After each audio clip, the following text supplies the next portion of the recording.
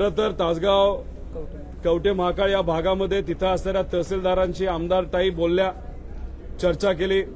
युवा संघर्ष यात्रेमध्ये चालत असताना रोहित आबा माझ्याबरोबर होते, त्यांना अनेक फोन आले. त्यांनी सुद्धा आपापल्या पद्धतीने तिथं विषय मांडण्याचा प्रयत्न केला. पण जर पंचनामाच केले जाणार नसतील तर तिथे असणाऱ्या शेतकऱ्यांना न्याय कसं मिळणार? मग शेतकरी हा हवादिल झालेला आहे, त्याला अडचणी खूप आहेत. आणि मग अशा पद्धतीने तिथं असणाऱ्या ज्या काही बँका आहेत, सहकारी बँका असतील, इतरही नॅशनलाइज बँका आहेत, त्यांनी आता वसुलीचा तगादा लावलाय. तो वसुलीचा तगादा हा कुठेतरी थांबला पाहिजे, पंचनामे झाले पाहिजे आणि प्रत्येक शेतकऱ्याला कमीत कमी एकराला 1 लाख रुपये मिळालं पाहिजे, अशी आमच्या सगळ्यांची मागणी आहे. तसंच ताईंनी अजून एक विषय मांडलाय, तो म्हणजे कर्जमाफी झाली पाहिजे. जर 3 वर्ष आमच्या या द्राक्ष उत्पादक शेतकऱ्याला जर अडचण असेल, नुकसान झालं असेल, तर त्यांनी घेतलेलं लोन जे कर्ज आहे ते त्यांना परतफेड करता येणार नाही. त्यामुळे त्या शेतकऱ्याला आणि सगळ्याच शेतकऱ्याला कर्जमाफी झाली पाहिजे. त्याच्याचबरोबर विमा द्राक्ष उत्पादक शेतकऱ्याला मिळत नाही. त्याच्यामध्ये काही तांत्रिक अडचण आहेत, काही महिन्याचा विषय आहे. 1 ऑगस्ट पासून नंतर जे काही प्रोग्राम असतो कापणीचा आणि त्याच्यामध्ये जे काही तांत्रिक अडचणी आहेत ते मार्गी लावल्या पाहिजे. त्यामुळे विमा कंपनीकडनं न्याय मिळत नाही, शेतकऱ्याकडनं न्याय सरकारकडनं न्याय मिळत नाही. मग या शेतकऱ्याला करायचं काय, असा प्रश्न हा आम्हा सगळ्यांना आहे. आज कृषी मंत्र्यांना आम्ही भेटू, मुख्यमंत्र्यांना आम्ही भेटू, उपमुख्यमंत्र्यांना आम्ही भेटू, पण आमच्या द्राक्ष उत्पादक शेतकऱ्याला न्याय हा मिळाला पाहिजे. कवठे महाकाळ असेल, तसंच सांगली भाग असेल, त्याच्याचबरोबर तासगाव असेल, इतरही ज्या ज्या ठिकाणी द्राक्ष उत्पादक शेतकरी आहे त्यांना न्याय हा मिळाला पाहिजे. आणि शेतकऱ्याचं आज जे नुकसान झाले, आज या द्राक्षाला 1 रुपया सुद्धा मिळणार नाही. जे भाव वाढत होते ते आता पडलेले आहेत आणि या द्राक्षाला कुणी 1 रुपया सुद्धा देणार नसेल, लोकांनी काढून टाकले तर आणि 3-3 लाख रुपये एकरी खर्च करून लोकांनी जर द्राक्ष काढण्याचा विचार तिथं करत असतील, नाही तर पीकच काढून टाकण्याचा विचार करत असेल, तर 3 लाख एकरी खर्च झाला. आणि त्याच्यावर जर तुम्ही फवारणीचा खर्च घेतला, अजून इतरही खर्च घेतला, लेबरचा घेतला, तर तो कितीतरी लाख जातो. त्यामुळे या शेतकऱ्याला न्याय मिळाला पाहिजे, यासाठी आम्ही सर्वजण मिळून लढणार आहोत. आणि या सरकारला आम्ही जाब विचारणार आहोत की आमच्याकडे कोणी लक्ष देणार का आणि आमची द्राक्ष ही कोण घेणार. जर व्यापारी घेणार नसेल तर सरकारने या द्राक्षाचा भाव करावा आणि आम्हाला न्याय द्यावा. नाहीतर हेक्टरी तिथे 1 लाख मदत आमच्या शेतकऱ्याला या बाबतीत झालीच पाहिजे. एका एकराला 4 लाख रुपये खर्च येते शेतकऱ्याला. सरकारकडून सांगितलं जातं की आम्ही तातडीने पंचनामे सुद्धा करतो, परंतु मदत न पुरल्यामुळे आता आपण म्हणत आहोत 1 लाख रुपयांची मदत त्यांना करावी. नाही, मदत तर झाली पाहिजे ना. जर तुम्हाला 3-3.5 लाख 4 लाख खर्च एकराला येत असेल, आता द्राक्ष काय शेतकऱ्याचं पीक नाही का, 3 वर्ष नुकसानात आहे. आणि काय होतं, सरकार बोलतं की आम्ही तात्काळ मदत करू. अरे पण गेल्या वर्षीचीच मदत अजून नाही ना मिळाली.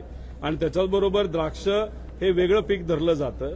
आणि पण हे महत्वाचं शेतकऱ्याचं पीक आहे आणि अशा सगळ्यात जास्त इन्व्हेस्टमेंट जर द्राक्षाच्या पिकाला असेल आणि त्यात नुकसान झालं तर ती तुम्ही मदत का नाही देणार? पंचनामे अजिबात झालेले नाहीत. तुम्ही आमदार ताईंना विचारा, त्यांच्या मतदारसंघामध्ये एका व्यक्तीचा सुद्धा पंचनामा या बाबतीत झाला नाही. मग असा अन्याय तुम्ही का करता? तिथले काही शेतकरी नाहीत का? मग हे जे प्रयत्न कष्ट करून द्राक्ष उगवणारे शेतकरी नाहीत का? मग त्यांच्याकडे लक्ष देण्याची जरूरत नाही का? तुम्ही नाशिक भागामध्ये पंचनामा केला, पण मदत किती दिले देणार आहे? तसंच दुष्काळी भागामध्ये सुद्धा द्राक्ष काही प्रमाणात केलं जातं, तिथं टँकरला तुम्ही पैसे देणार आहे का? आदरणीय पवार साहेब नेहमी जेव्हा दुष्काळ पडायचा तेव्हा अशा फळबागाच्या शेतकऱ्याला तिथं टँकर नाही तर पाणी देण्यासाठी मदत करायचे. पण या सरकारमध्ये त्या बाबतीतलं कुणी चर्चा सुद्धा करत नाही. मग हे सरकार गेल्या वर्षीचाच पैसा देणार नसेल तर यंदा तुम्ही पंचनामे काही ठिकाणी केलेत, काही ठिकाणी केले नाहीत. अनेक शेतकऱ्यांनी आम्हाला 800 किलोमीटर चालत असताना सांगितलं की पंचनामे झाले नाही, पण अधिवेशनात म्हणतात की झालेत. आणि मग शेतकरी खोटं बोलतोय का? गरीब कधी खोटं बोलत नसतो, नेता खोटा बोलू शकतो, सत्तेतले लोक खोटे बोलू शकतात. त्यामुळे या सरकारने खोटं न बोलता खऱ्या अर्थाने शेतकऱ्याला मदत केली पाहिजे. रोहित दादा, एमआयडीसी संदर्भात आता अजित पवार म्हणाले की रामचिंद्र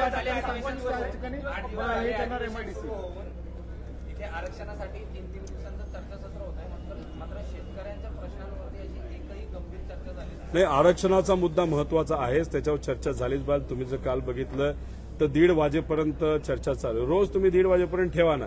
आणि त्याच्यात शेतकऱ्याचा विषय घ्या. मंत्र्यांना काय थांबता येत नाही का? अनेक लोकांनी नेत्यांनी जेवणं ठेवली, जेवणं कॅन्सल करा आणि चर्चेला बसा. तिथे एक मंत्री असतो, पुढे आम्ही फक्त भाषणं करतो आणि एकच मंत्री ऐकणार असेल तर सरकार पण हे मुद्दे कळणार आहेत का आम्ही काय मांडतो. आता हा विषय कितीतरी दिवस ताई मांडण्याचा प्रयत्न करत आहे पण त्याच्याकडे लक्षच जात नाही. सरकार बोलायलाच तयार नाही. शेतकऱ्याचा कुठला विषय या सरकारने मार्गी लावलाय? चर्चा झाली का?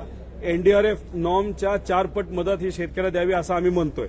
पण हे सरकार काय म्हणतं? आम्ही 3 हेक्टर केलं. 3 हेक्टर. आज 3 हेक्टर जमीन आहे का शेतकऱ्याकडे या महाराष्ट्रामध्ये? आपण जर बघितलं कोणाकडे 1 हेक्टर आहे, अर्धा हेक्टर आहे, 1.5 हेक्टर आहे. मग तुम्ही 3 हेक्टर म्हणजे फसवताय शेतकऱ्याला. 3 हेक्टर म्हणजे 8,500 जिरायत भागाला इंटू 3 हेक्टर. आणि पण 3 हेक्टर जमीनच नसेल तर शेतकऱ्याला मदत कशी मिळणार? त्याच्यापेक्षा प्रत्येक शेतकऱ्याला 4 पट मदत द्या. 1 हेक्टर असेल तर 8,000 गुणिले 4. जर समजा 2 हेक्टर असेल तर 8,000 गुणिले 4 गुणिले 2 अशी मदत करायला काय हरकत आहे?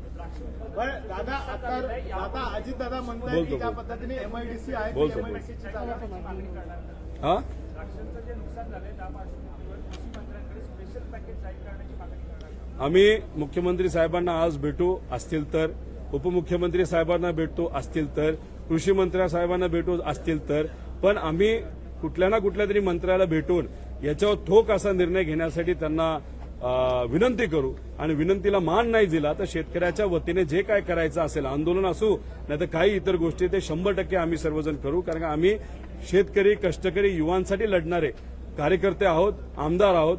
आम्हाला आमदारकीपेक्षा लोकांचं हित जास्त पडलेलं आहे. त्यासाठी जे काय करायचं ते आम्ही सर्वजण करू. आजच्या एका वृत्तपत्रामध्ये बातमी आहे, मागील 10 महिन्यात 2478 शेतकऱ्यांनी आत्महत्या केल्या आहेत. सर्वाधिक या विदर्भातल्या अमरावतीमध्ये आणि मराठवाड्यात, दुसरा नंबर मराठवाड्यात आहे. कसं बघताय आम्ही? मराठवाड्याच्या बाबतीत एका माजी अधिकाऱ्यांनी, तुम्ही जर बघितलं असेल तर गेल्याच अधिवेशनामध्ये एक रिपोर्ट सादर केला होता की 2-2.5 लाख शेतकरी आज आत्महत्या करण्याचा मराठवाड्यामध्ये विचार करत आहेत. काय झालं त्या रिपोर्टचं? झाली का त्याच्यावर चर्चा? निघालं काय सोल्युशन? गेलं का कोणी शेतकऱ्यापाशी? आता मराठवाड्यामध्ये तशी परिस्थिती आहे, विदर्भामध्ये कदाचित ती जास्त असेल. मग हा प्रश्न सरकारला नाही पडला का की फक्त विदर्भात मराठवाड्याचाच रिपोर्ट एवढं म्हणत असेल आणि विदर्भामध्ये जाऊन बघा? काय पडलं नाही यांना? 10 महिन्यामध्ये जर 2400 आत्महत्या केल्या जात असतील त्याच्यावरूनच तुम्ही समजून घ्या की प्रत्येक दिवशी किती आत्महत्या चालल्यात. 15 आत्महत्या जर दिवसाला चालू असेल आणि त्याच्याबद्दल कुणीच चर्चा करायला तयार नसेल आणि मार्ग काढायला तयार नसेल तर ह्यांना शेतकऱ्याचं नाही पडलं, युवकांचं नाही पडलं तर पडलंय कोणाचं? तर मंत्र्यांचं पडलं आणि पदाचं आणि फंडचं पडलंय, बाकी काही पडलेलं नाही. दादा अजित दादा डायरेक्ट म्हणतात की ज्या पद्धतीने एमआयडीसी जी आहे जाणार होते, सीएमआंनी डीसीएम आज दिल्लीला जाणार होते शेतकऱ्यांचे प्रश्न आणि आरक्षणाच्या मुद्द्यावरती, पण तो दौरा रद्द झालाय. कसं बघताय? काय ते वेगळं राजकीय कार्यक्रम त्यांना लागले असतील, त्यामुळे राजकारणाला महत्व देऊन जर ते इथं थांबले असतील तर ते योग्य नाही. दिल्लीत जाऊन तुमचं सरकार आहे, ट्रिपल इंजिन हिथं आहे, मोठं इंजिन तिथं बसलंय आणि तिथून सपोर्ट केल्याशिवाय हे इंजिन हालत नाही. त्यामुळे केंद्रात जावा. आरक्षणाचा मुद्दा केंद्रातूनच मार्गी आपण लावू शकतो. त्याच्याचबरोबर शेतकऱ्याला मदत. तुम्ही 40 तालुक्याची फाईल वर पाठवली, बाकीच्या तालुक्यांचं काय का अडलंय? आणि मग सगळ्याच तालुक्याची फाईल तिथं हे करून एनडीआरएफचा जो नॉर्म आहे त्या 4 पट मदत कशी मिळेल हे बघा. तुम्ही जर बघितलं तर आता काही राज्यांना मोठे मोठे प्रोजेक्ट केंद्र सरकारने दिले त्यात महाराष्ट्राचं नाव नव्हतं. मग काय करताय ट्रिपल इंजिनचं? काय करताय भाजपच्या सरकारचं? मुद्दामून केंद्रातले लोक गुजरातला महत्व देत आहेत आणि महाराष्ट्राचं महत्व कमी केलं जात आहे. मग हा अस्मितेचा विषय नाही का? मराठी अस्मिता आपल्यात नाही का? मराठी धर्म कुठं गेला? तर अशा पद्धतीने मराठी लोक जे काही नेते आहेत, आज सत्तेत आहेत, त्यांना जर गुजरातचं जास्त पडलं आणि महाराष्ट्राचं पडलं नसेल तर त्यासाठी प्रयत्न करा ना. त्यासाठी तुम्हाला निवडून दिले.